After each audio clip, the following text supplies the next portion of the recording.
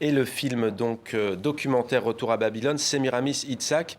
Peut-être d'abord parlez-nous de cette communauté assyro-chaldéenne. Pour ma part, je découvre qu'elle est présente à Sarcelles. Il y a une communauté assyro-chaldéenne. Qui sont les assyro-chaldéens? Alors les Assyro-Chaldéens, c'est un peuple originaire du Moyen-Orient, de la Mésopotamie plus précisément. D'accord. C'est l'actuel Irak, Syrie, Turquie et Iran. Leur histoire remonte à l'Antiquité, à savoir l'Empire assyrien et babylonien. Ils ont été l'un des premiers peuples à être christianisés lors des premiers siècles du christianisme. Et leur particularité, c'est de parler le syriaque. C'est une langue issue de l'araméen, la langue qu'aurait parlé Jésus. Et c'était aussi une langue de culture et de commerce au Moyen-Âge qui s'est répandue jusqu'en Asie, notamment en Inde et en Chine. Et en fait, malgré cette présence millénaire au Moyen-Orient, en fait, ce peuple a été persécuté, donc notamment le génocide de 1915 sous l'Empire ottoman. Combien de morts? On parle de 160 000 Alors, plus de 200 000 morts. officiellement, on dit 250 000 morts, mais d'autres Assyriens estiment à 750 000 morts. Donc voilà, on ne sait pas. Mais ce qu'on est sûr, c'est que c'est estimé entre 70 et 80% de la population qui était de langue araméenne.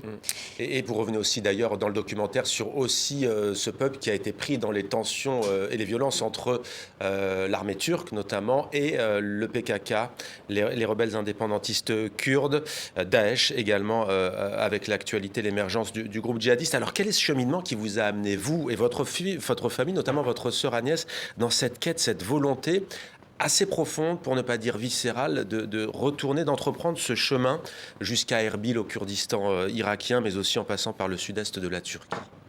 Alors nous, on est nés dans une famille, comme beaucoup de familles assyro-chaldéennes à Sarcelles et les alentours. Nous, on est originaire du sud-est de la Turquie, ceux de la communauté de Sarcelles. On est nés dans des familles où on baignait dans la nostalgie du pays parce que ce sont des populations qui ont quitté du jour au lendemain leur terre ancestrale. Ils étaient là depuis des centaines, voire des milliers d'années. Donc la quête du retour, elle a toujours été très présente. Oui, en fait, ils gardaient de la rancœur par rapport à ce qu'ils ont vécu, les discriminations, mais en même temps, ils avaient une nostalgie du pays. Mais ils ne pouvaient pas repartir parce que c'était très compliqué. Et puis il y avait aussi beaucoup de douleurs parce qu'il y a eu beaucoup de choses qui sont arrivées. Et donc chaque jeune de ma génération et celle de ma sœur, qui avons grandi, voire nés en France comme moi, on a baigné dans cette nostalgie-là. Et en même temps, nos grands-parents et nos parents nous transmettaient la langue araméenne. Mais dans le même temps, il y a eu une rupture de la transmission de l'histoire familiale et de l'histoire, plus largement de l'histoire de ce qui s'est passé, en fait, pourquoi ils sont partis.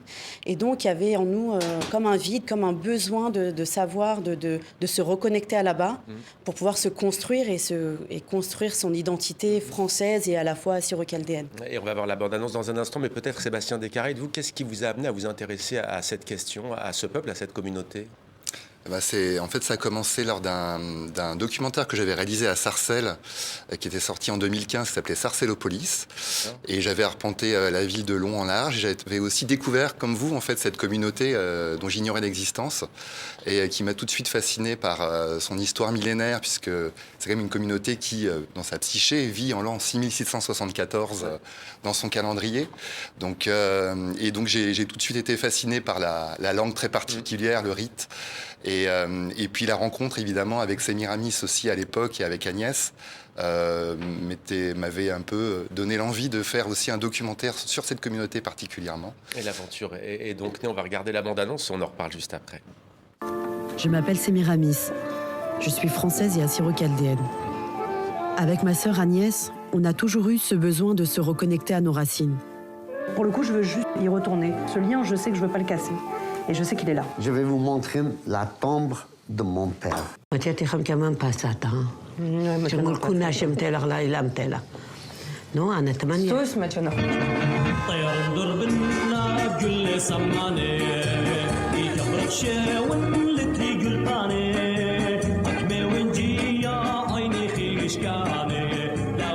vivante? Oui. La sirène vivante? Oui. Vivante. Ce voyage est un pèlerinage et une immersion dans un passé qui vit toujours en nous. Oh, le bâtonnets, je suis ça, ça va. J'ai fait la tombe de mon père. J'ai mis dans les yeux de toutes les villagières. Voilà, nous, on est là. Lorsqu'un peuple disparaît, une part de notre humanité s'efface elle aussi. Mais revivre ici, est-ce encore possible? Alors je m'adresse au réalisateur, les paysages sont sublimes. Merci. Effectivement, là, vous avez vu dans la bande-annonce, c'est la ville d'Amédi au Kurdistan irakien Ouais. qui est perchée sur ce nid d'aigle et qui est effectivement magnifique. Ouais, le décor est effectivement époustouflant. C'est Mérémie Sdezai. Un des moments forts, c'est la séquence du recueillement sur la tombe. On vient de le voir. Est-ce que vous pouvez nous décrire cette scène? C'est comme un des moments très forts du film. Alors pour recontextualiser, en fait, il s'agit de la tombe de mon grand-père paternel. Il est mort quand mon père avait 4 ans et quand ma tante avait 13 ans, donc c'est la première à avoir découvert son corps. Il a été assassiné en 1964, un soir, par 2 brigands venus cambrioler sa maison. En fait, ma famille dans le village, c'était un village kurde et assyro-chaldéen. C'était une famille de forgerons qui était très connue dans la région et qui était très riche aussi parce que ils faisaient partie des seuls forgerons de la région. Donc ils avaient beaucoup de travail. Et donc voilà, il a été pris pour cible dans un contexte déjà qui était compliqué à cette époque-là. Il y avait une montée de l'intégrisme religieux dans la région. Et donc voilà, il a été assassiné aussi par son identité aussi, à cause de son identité. Et donc on a voulu se recueillir sur sa tombe avec ma tante parce que ça faisait 40 ans qu'elle n'avait pas revu et elle voulait à 70 ans y aller une dernière fois pour se recueillir et pour fermer la page aussi de cette histoire qui l'avait traumatisée toute sa vie. Mais aussi pour nous aussi, petits-enfants, c'était aussi une manière de... En fait, ce traumatisme-là, on nous l'a en fait transmis inconsciemment. Et c'était aussi pour nous une manière de aussi réparer une blessure qui est en nous et qu'on nous a transmis. Et donc voilà, il y avait moi, ma sœur, mon frère, mon cousin, sa femme et ses enfants.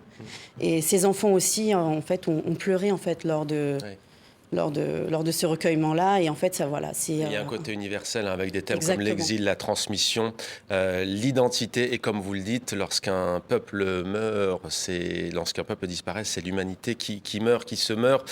Retour à Babylone, donc, sur KTO très prochainement, notamment